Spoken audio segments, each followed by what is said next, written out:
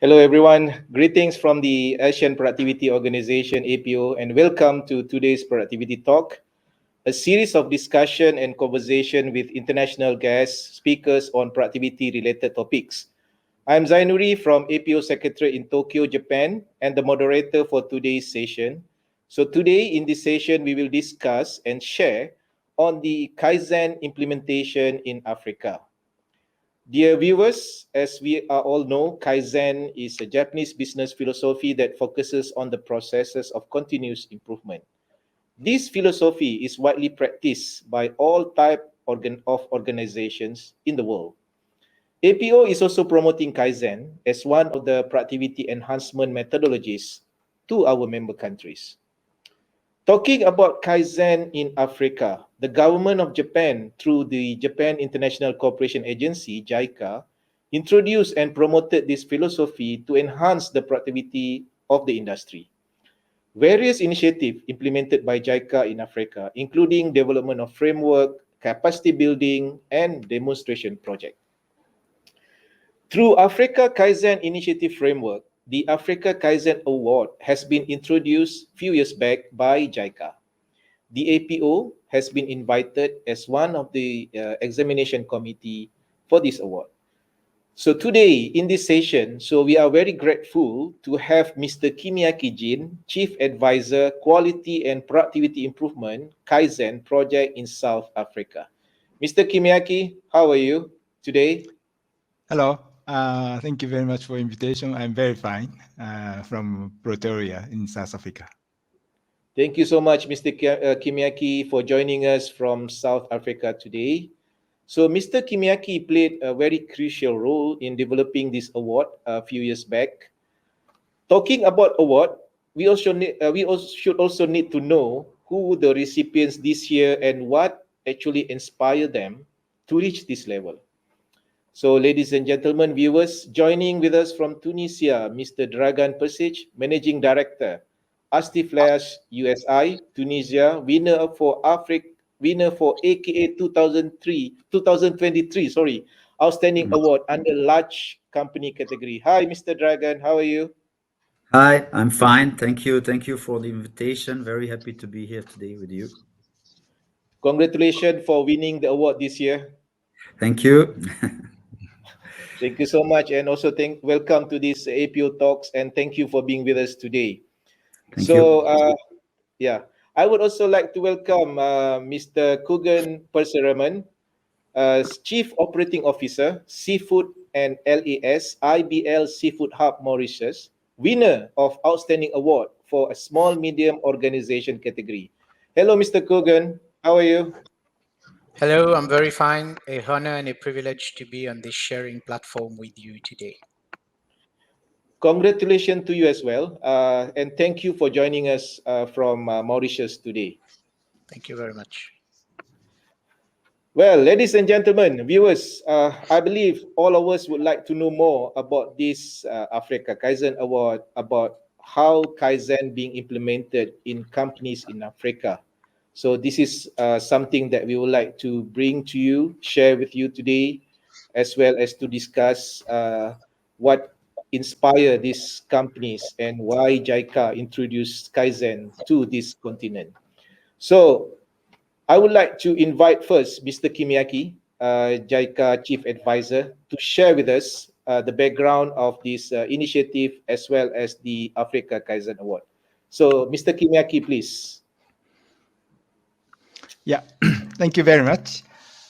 First, let me explain about the Africa Kaizen Initiative, which is a 10 years initiative implemented by Africa Union Development Agency, NEPAD, and also JICA. The initiative started 2017 for 10 years, but as a part of this initiative, we launched Africa Kaizen Award in 2019. So this is an outline of the award. Award is organized every year at the occasion of Africa Kaizen Annual Conference. This year, conference was held in Ethiopia, and these two outstanding awardees are decorated. The purpose of the award is that to strengthen the learning process of nominators of award and also nominees. And second, to demonstrate the benefit of Kaizen in economic transformation. And also to encourage African policymakers, practitioners, and scholars to disseminate and scale up Kaizen practices. And also, we encourage each country to develop their own national awarding system. So categories, as Zainai-san already mentioned, but one outstanding organization and one excellent organization will be selected in the category of small and medium scale organization and also large scale organizations. Since we started the awarding process, we organized this award for 5 years. So every year, we receive the nominees from the countries. This selection process of the nominee is a joint process, so that we are collaborating with the nominators who are promoting in the Kaizen and quality and productivity improvement in each country. So currently, 20 organizations are nominators in 16 countries. So that is award. And then after 5 years, now we are reviewing award process so that renewed award will start from the next year 2024. That is the outline of our Africa Kaizen Award. Okay, thank you so much, Mr. Kimiaki, for sharing with us the background of this award and the purpose. And you also mentioned about the revision of the award after 5 years of implementations. So, what is JICA long-term vision for this Africa Kaizen Award, if you would like to share with us? Yeah, thank you very much. Through our review process, we prepared the vision of the award, which is inducing value of growth and competitiveness among African companies. And also mission. Mission is creating a continental platform for sustainable growth, whereby organizations that applied continuous Kaizen or quality and productivity improvement plug themselves into global value chain initiative network. So those are the vision and mission. And JICA were committed to implement this initiative until 2027. But recently, JICA also announced that they will contribute to SDGs, Sustainable Development Goals. So JICA committed to at least continue this approach by 2030. Thank you very much, Mr. Kemaki. It's good to know that JICA already into that directions toward SDG, so meaning that it will be there at least until 2030. We know that Africa Kaizen Award will be implemented by JICA. Thank you so much, Mr. Kemaki. I will get back to you after this. But viewers, I believe that all of us are excited now to know about the story of the winners for this Africa Kaizen Award 2023. So to start in this sharing session of how the company transform and what inspire them to implement this Kaizen, I would like to invite first Mr. Dragan to share with us and to know story about this Kaizen implementation. And the most important thing is how this Japanese philosophy has transformed your company, Mr. Dragan. So if you may, please share with us, Mr. Dragan, the story from your company. Hey, thank you. So first of all, a few words about the company, and then I will go back to the Kaizen, okay, more Sure. specifically. So Astilflash Tunisia is a part of a huge, much bigger company, which is a Taiwanese company called ASE and USI, and we are basically the subcontractor, electronic manufacturing subcontractor services provider to many other companies that all of them, I mean, in very various sectors of activities. Okay. We are based everywhere all around the world, but specifically in Tunisia today. And we have more than 24,000 people around the world. In Tunisia, we are roughly 1,300. Okay. What kind of services we provide?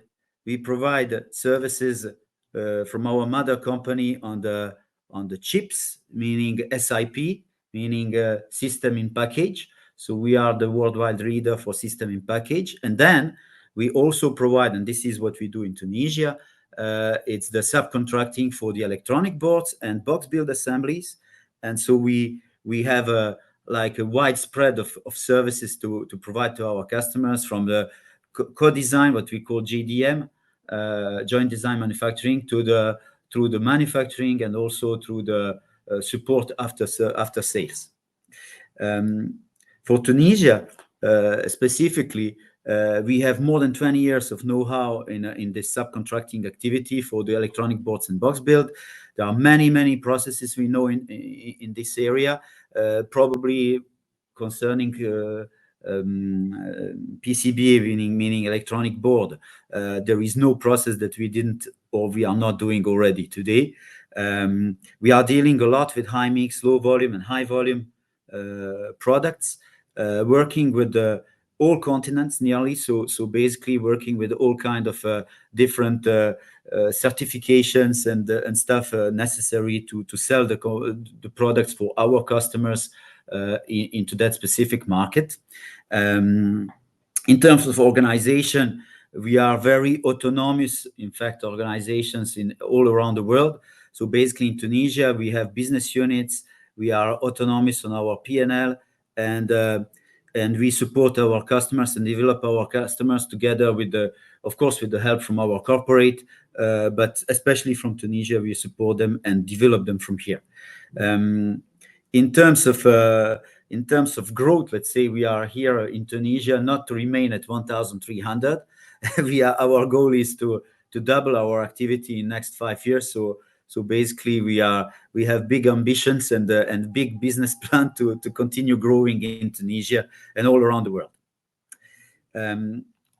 Now, if we go to Kaizen, first of all, why Kaizen?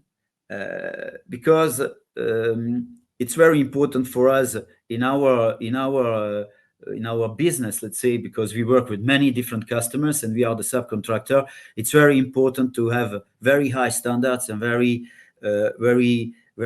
good discipline, let's say, in work and respect of the work. Also, very important thing, maybe the most important thing for us, is to imply the operators and middle management in the business.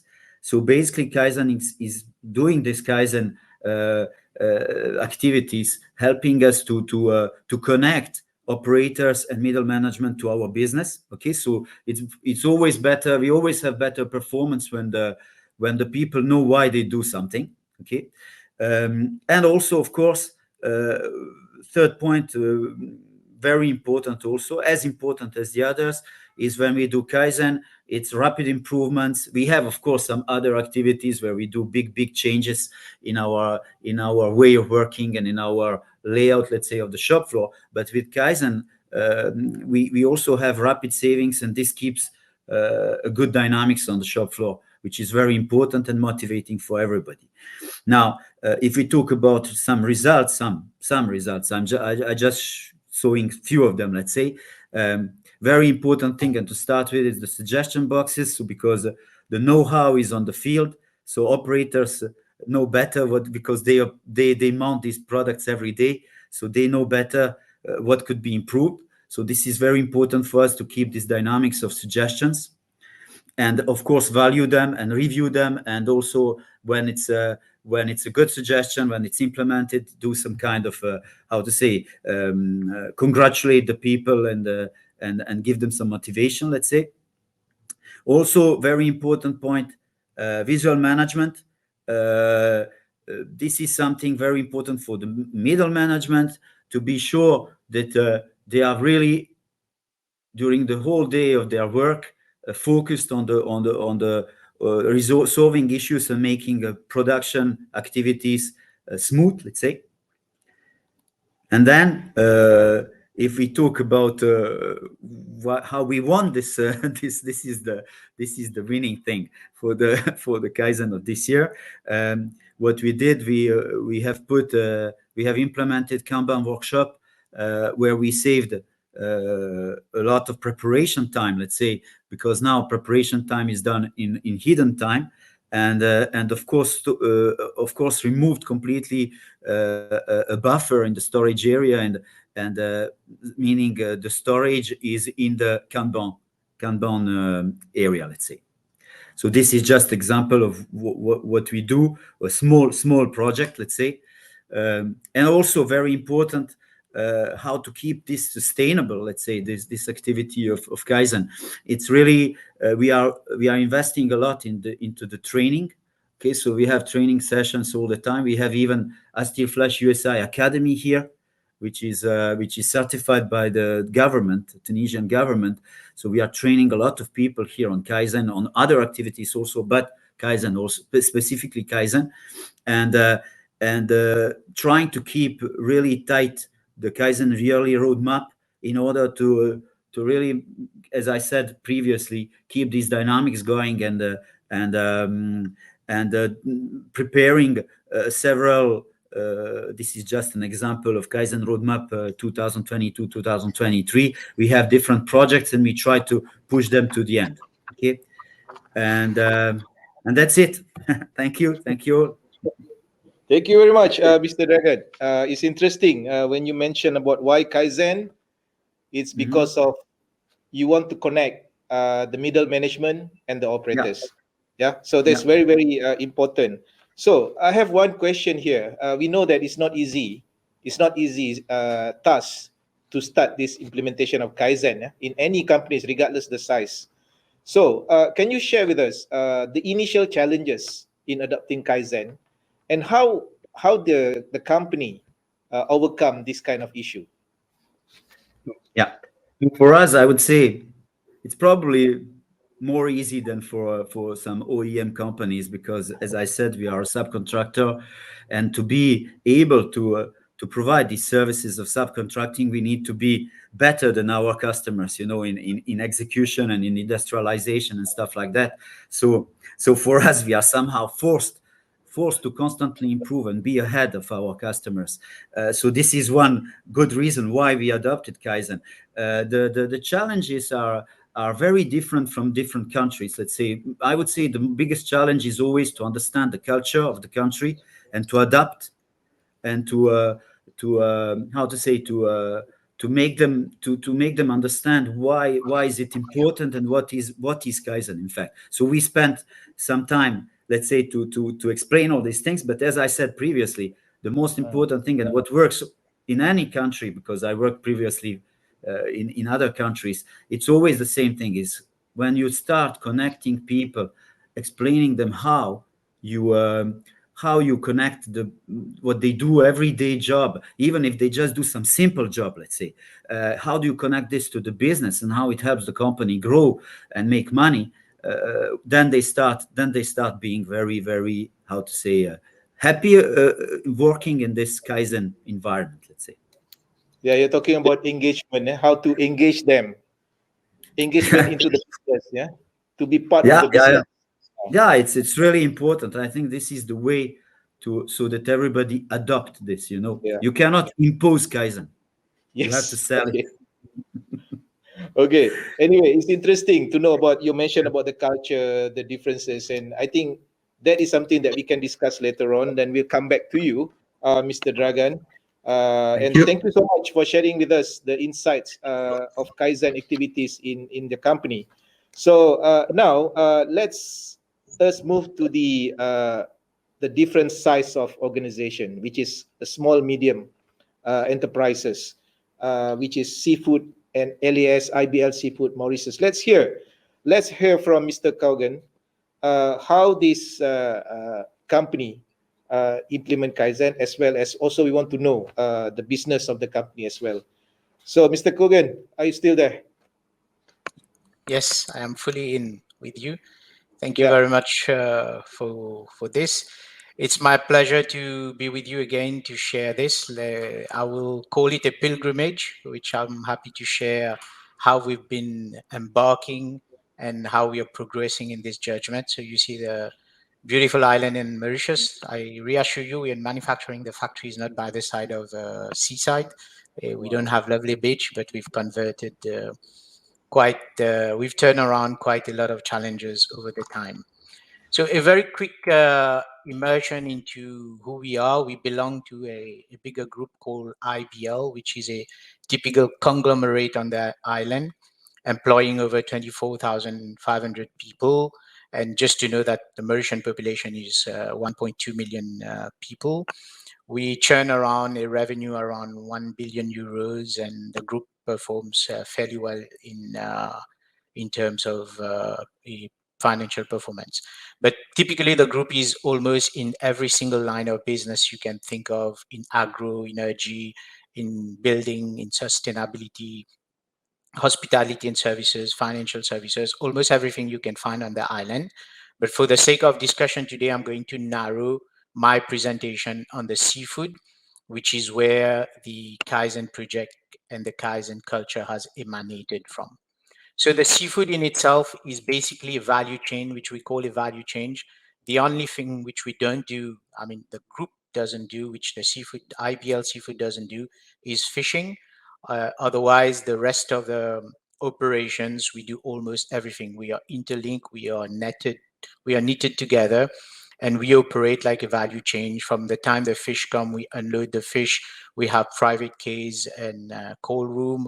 We have processing plants all around, of which you see the names on the screen. Princess Tuna is one of the shareholding. We have a sashimi grade factory. And in the end stream, we have a fish meal, fish oil, and a factory now also operating in West Africa. So the size of the seafood, the impact of the seafood, just let me put it this way, it's around 5,000 people employed directly in the sector, and we estimate another 5,000 people indirectly, and we do roughly around 1.5 to 2% GDP of the country. So how are we organized? Marine Biotechnology Products is one of the entity in the seafood, and it is the entity which took the lead and which has embarked and continued that journey, that pilgrimage in Kaizen. So basically, you see the schema of the whole operation here, the fish coming in, the processing, some of the products goes to retailing overseas, and the rest of the products are then converted into fish meal, fish oil. And recently, we have also put a methanization plant in the value chain. So we are moving towards a zero waste industry, whereas a fish comes into Mauritius, 100% of it has been used. How Kaizen evolution. This is the interesting part of it. I think we started Kaizen 2015 when we realized that good is not great, and we've got to embark into a journey that would create greatness, because eventually greatness is not something which is still, right? It's a moving target, so we have to move. So 2015, we had mass awareness and communication, and we embarked into that. And like goes the saying, the head wags the tail. I think the leadership team were the first of all to be inculcated and to be inducted into that Kaizen approach, which we really found interesting. And we started, it was at the dawn of the start of all those lean management projects.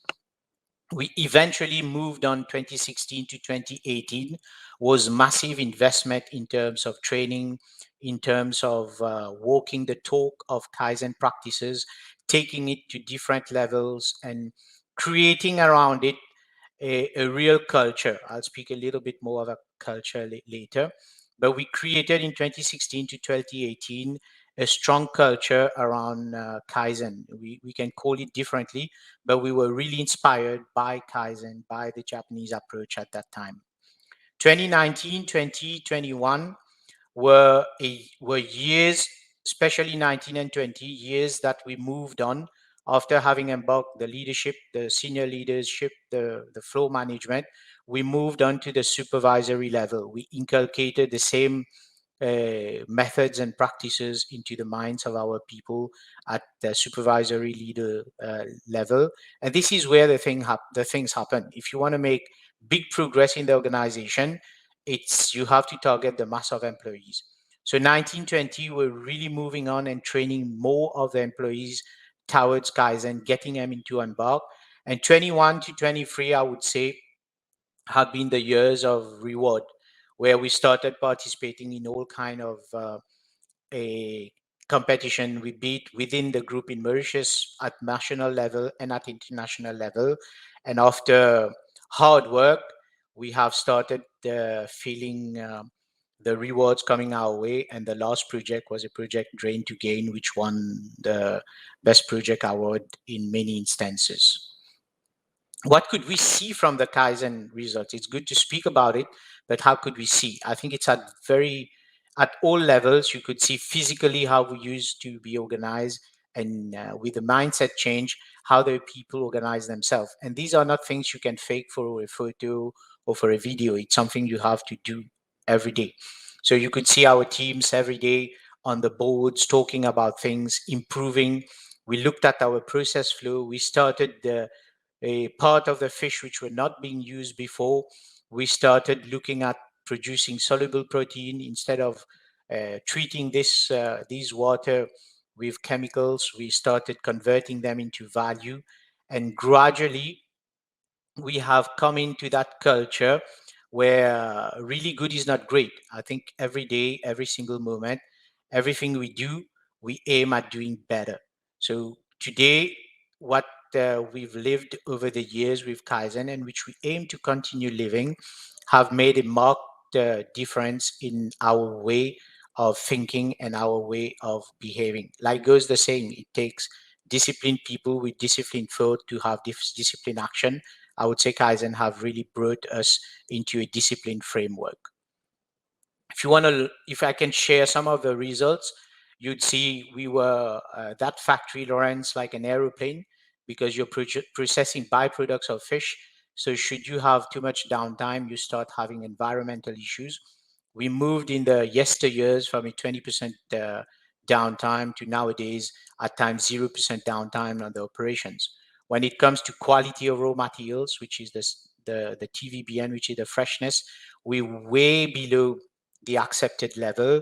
Similarly, in terms of productivity figures, we've been very consistent over years, and we measure our leakage, which we call our leakage costs.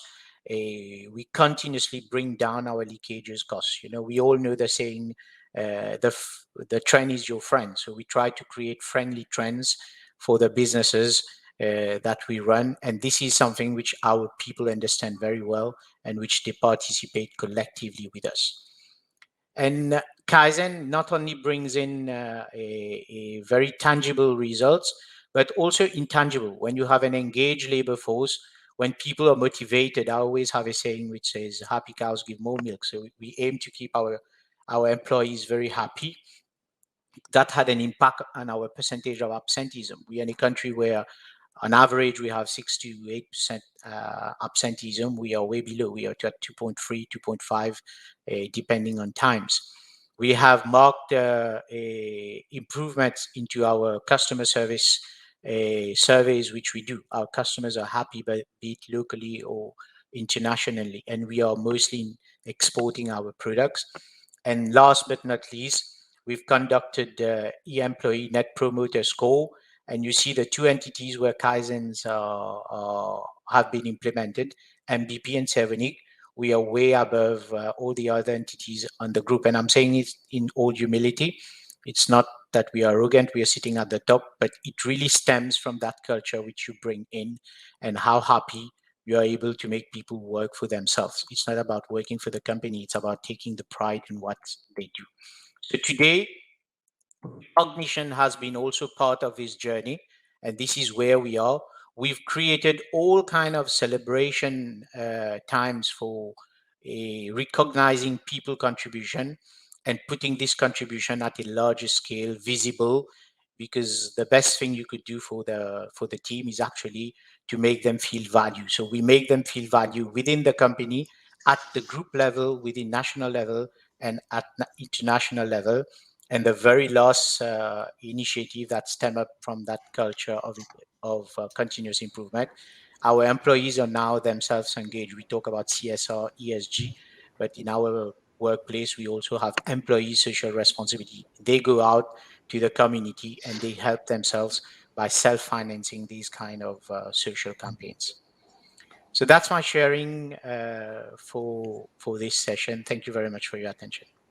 Thank you very much, Mr. Kugan, for sharing with us the insights, the stories, Kaizen activities in the company. A bit similar to my earlier questions to Mr. Dragan. As you say that you mentioned about the absenteeism, the happiness index in the company, but I'm sure when it started this kind of activities, Kaizen activities, so how is the response of the employees when the company decided to introduce Kaizen? And you may also share with us what kind of strategy, what type of strategies that the company employed to ensure that the full engagement and participation of the employees, if you may share with us. Sure. I think the key word which I would like to share is culture. We all know that culture eats strategy for breakfast. If you go out and you implement ideas and you throw out practices, I would believe the response is going to be limited. What we did is we prepare our leadership team. We created a commitment and engagement towards this journey. And once we prepared ourselves, we were out creating that culture. We call it now at times marginal gains, which is the same as Kaizen. It's continuous improvement.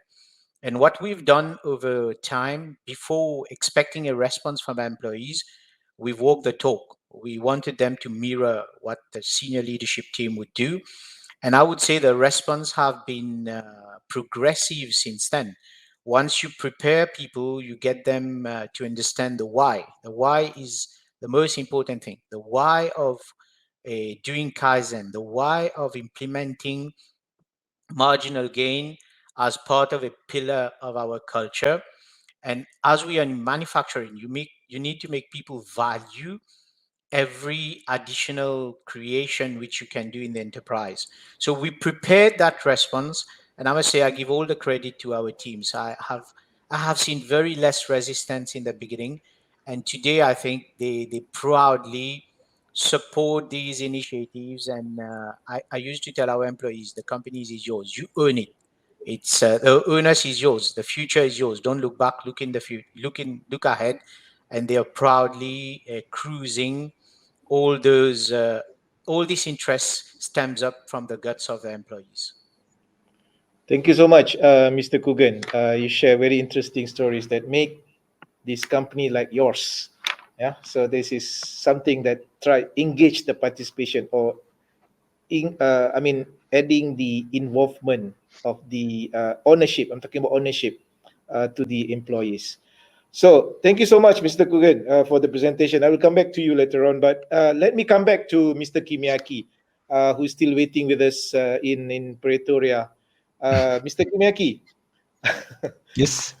Yes. So JICA has promoted Kaizen in Africa for I don't know for how many years, yeah.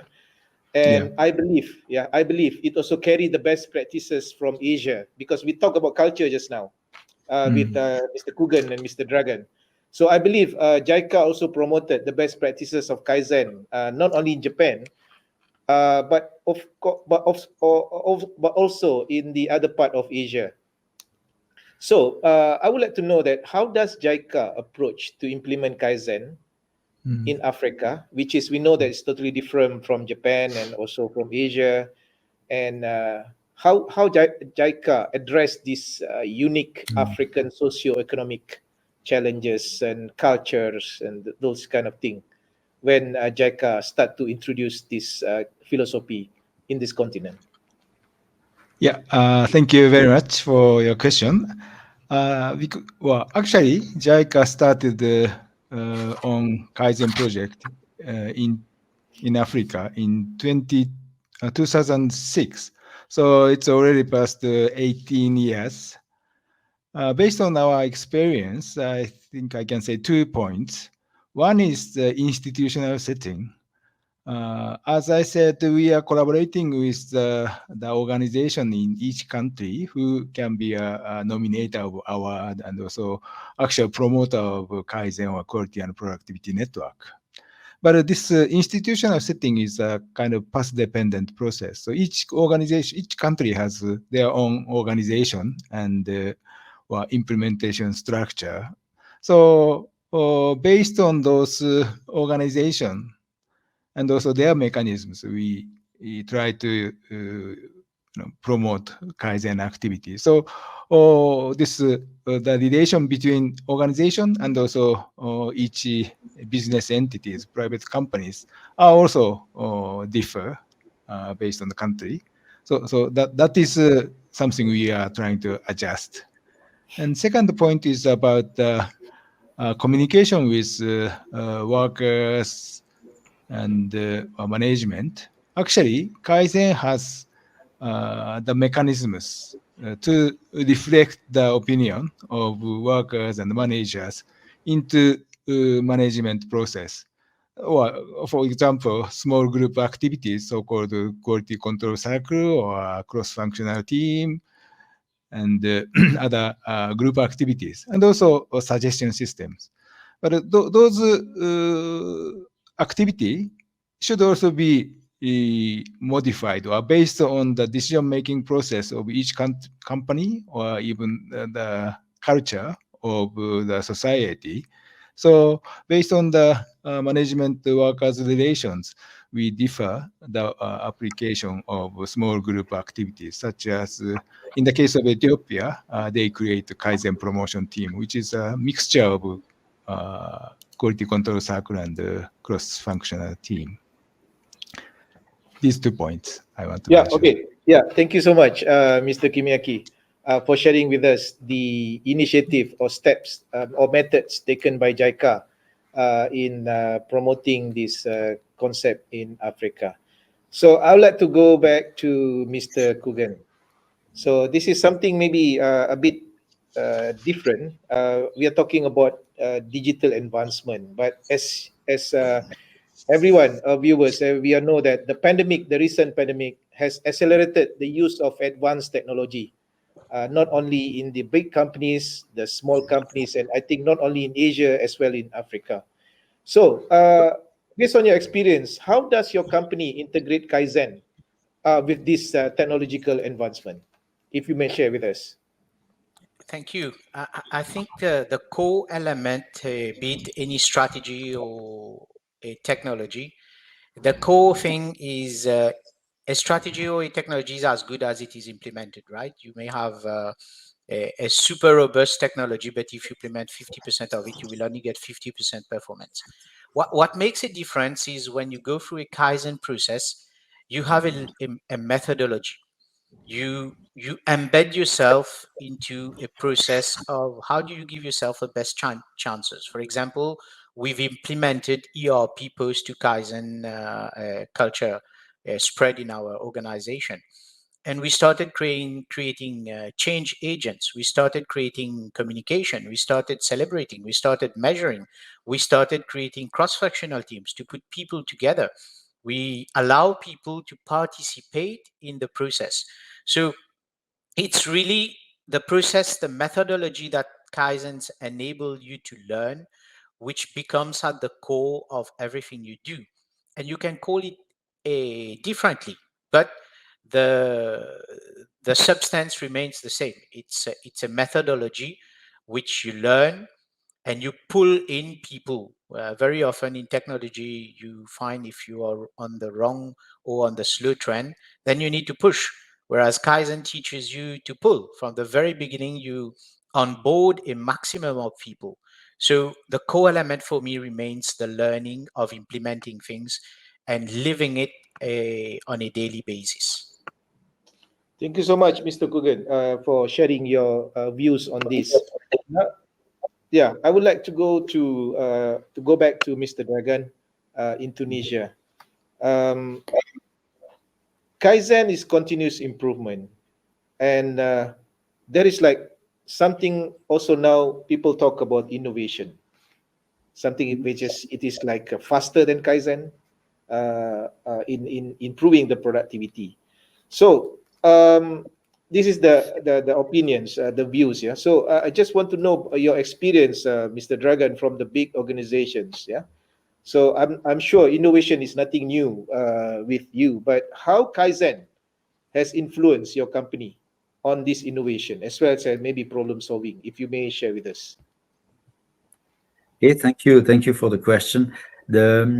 Well, first of all, I would say innovation is part of Kaizen. I would not say innovation is different from Kaizen. Okay, innovation might come from Kaizen. In fact, the most important for us in all these points is the gemba. Let's say is the place. So basically, if you don't go on the field, if you don't connect with the people that work every day on different products, and I repeat again, we produce the products of our customers, let's say. So very important thing that they really connect with us and we connect with them, and that we are accessible, very accessible. So we have one very important thing to say is the saying, let's say in our company, is to say work hard and have fun. So if you don't have fun, it's difficult to be innovative when you don't have fun. So basically, when we go to the shop floor, we are very accessible, and then the people, it helps people to make easier to let's say to be more relaxed, let's say, when they do the suggestions, and not being afraid of saying something even silly, let's say, at some time. But you have to be very free to speak, and this is something that is very important for us for the innovation, because if we don't let the people express themselves and give some ideas, then you kill the innovation. Basically, you just do what you think it's good, but you don't know. In fact, you didn't see all the opportunities, and you can not one. There is no one person that can see all the opportunities and everything by himself, right? So basically, this is very important for us, that everybody is. I think Mr. Kogan said that everybody is happy working there. When you are happy, when you have a smile on your face, then it's easier to express yourself, easier also to think about new things, and not just be under the weight of the job, and that's all. Thank you very much, Mr. Dragan. Yeah, it's interesting that you mentioned about uh, there is no silly ideas from the Yeah, employees. Yeah. So no. yeah, we have to listen. The management need to listen, and all these ideas should be taken for consideration, or maybe need to review the ideas to stimulate innovation. Yeah. Yep. Yep. Okay, gentlemen, thank you very much for all these sharing with us the insights.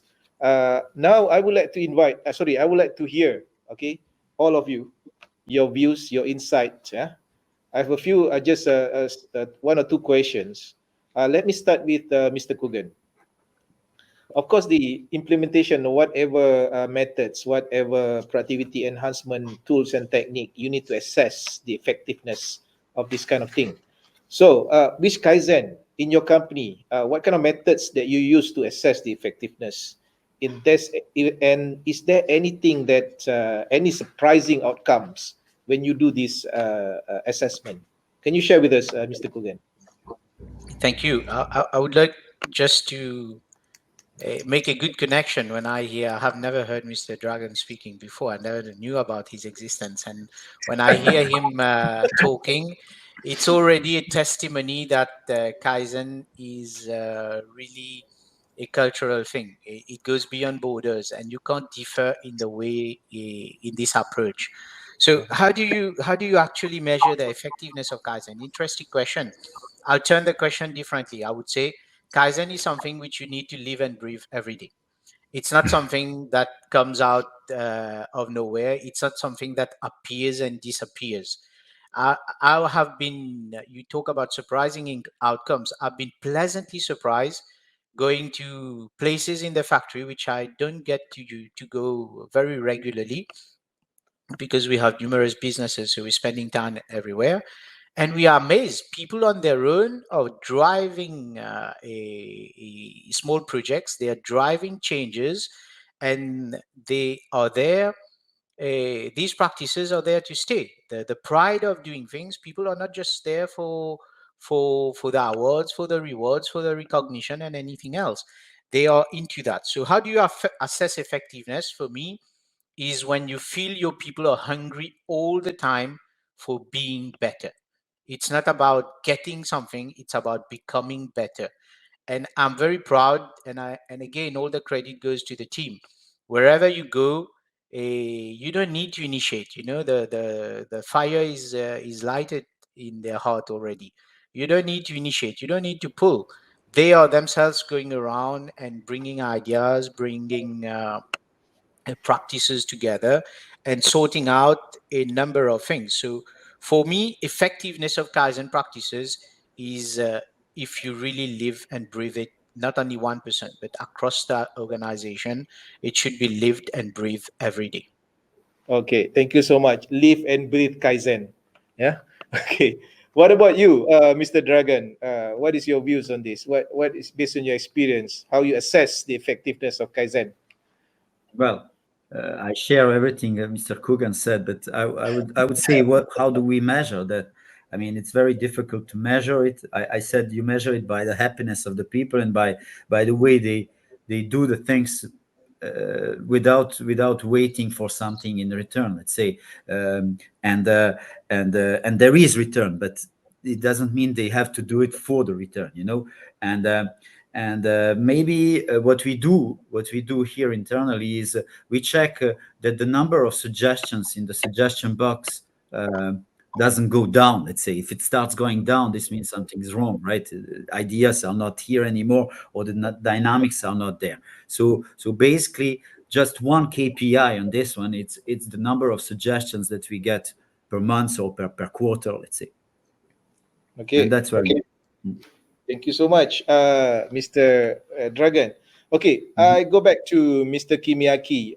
Maybe from your perspective, how JICA, or maybe you yourself, based on your experience, observations, the effectiveness of Kaizen in African companies. You may share with us your experience. Yeah. Yeah, thank you very much. As we are organizing Africa Kaizen Award, we disclose the evaluation criteria of award so that we can clarify certain KPI to be checked and measured. Of course, it includes quality, productivity, but also work environment and also skill development of workers. And motivation, or more broadly, corporate social responsibility and the spillover effect of the Kaizen in other business partners. So based on those points, we can evaluate the Kaizen. But what we are often talking among our members is that, of course, as already mentioned, Kaizen promotes a mindset change, and the people can be more proactive to adapt the change and create better things continuously. But as I said, mindset is quite sensitive about the culture, especially the organizational culture. When we talk about the national culture, ethnic culture, it's not really easy to change, or it's not really good to talk about the change, but organizational culture is often depends on the leader of the organization. So the involvement and the commitment of leaders are quite important. That's we observed in the cases of Africa. Thank you so much. If you mentioned about organizational culture, not about the ethnic culture or the tribes culture, yeah. So, and also the importance of the leaders, yeah. So that is something that I think a bit similar also as well in Asia. When you started to introduce productivity enhancement, the commitment of the leaders are very, very important. Okay, gentlemen, this could be a final question to all of you. Generic questions, simple questions. Yeah, you may answer depending on your own views or your experience in your companies or your observation. Very simple. What do you see as the future of Kaizen in Africa? Yeah, that's all. I just want to know. You just want to know what do you see the future of Kaizen in Africa? I will let us start with Mr. Dragan, and then Mr. Kugan, and then Mr. Kimaki. Okay, very simple question. Can I start Yeah, with it's a Mr. simple Dragan? question. Yeah, it's a simple question, difficult to answer because it's very wide. Since we are already practicing Kaizen, I would say the future is just to, for those that already practice, is to continue practicing it and sustain it, right? Because it brings really value to the company. And also maybe to make it, I think, to make it better even, and to make all the other companies that are not how to say using it yet, we can promote better maybe this Kaizen story, and to give some taste to companies that are not using it and to use it, in fact. So basically for me the future of Kaizen in Africa is to develop, to be more, I would say, more and more present there in all kind of companies, big or small, never mind. And because this brings, I think Kimiaki-san said that this brings really something to the culture of the company, and also brings very well contributes to the social, let's say, responsibility of the company, because it brings people together and makes them more happy working in your company. It doesn't matter the size, in fact. So for me, the future is bright. We just need to Okay. promote it. Thank you so much, Mr. Dragan. I like it. The future is bright for Kaizen. What about you, Mr. Kugan? I would say the future is to ramp it up. You know, the proof of the pudding is in the eating, and that's the purpose of us being here, is to share our experiences. And again, these are not lessons or teachings; these are experiences. I think our capability across the continent to enthuse and infuse that those learnings with more people can only ramp up that culture, and once you ramp up you can only be better. So I don't think it is impossible. It depends how you read the word. In the word impossible there is also I am possible. So if you read it the correct way and you are able to take it further, a mass communication, mass education, and gradually pull in more participants, I think the future, I would share what Mr. Dragon said. It can be bright. It should be bright. Yeah. Thank you so much, Mr. Kugan. Yes, Mr. Kimiaki, what is your Yeah. views on this? Yeah. Of course, I rejoin the idea of two other speakers. Future is always bright. I mean, especially in terms of the population, Africa is rapidly growing. That means the presence and the influence are growing, and also business opportunities are also increasing. And in international fora, we often talk about economic transformation in the continent, but those transformation requires the competitiveness within global market.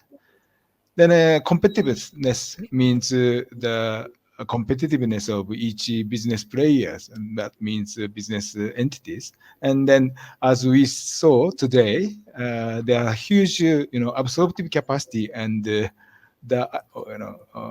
capacity to improve the quality and the productivity.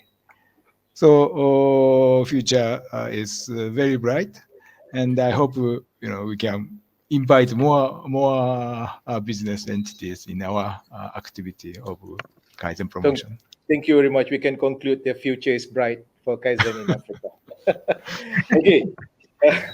So thank you very much, gentlemen, Mr. Kimiaki, Mr. Kugan, and Mr. Dragan for having a time with us today. But before we close our session, I would like to invite all of you to give a short remark or advice to our viewers out there about Kaizen, on your inspirations for them to continue this effort to make continuous improvement every day.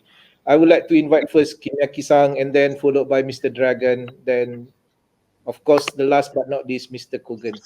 Kimiaki-san, yes, please share your advice. Yeah, thank you very much.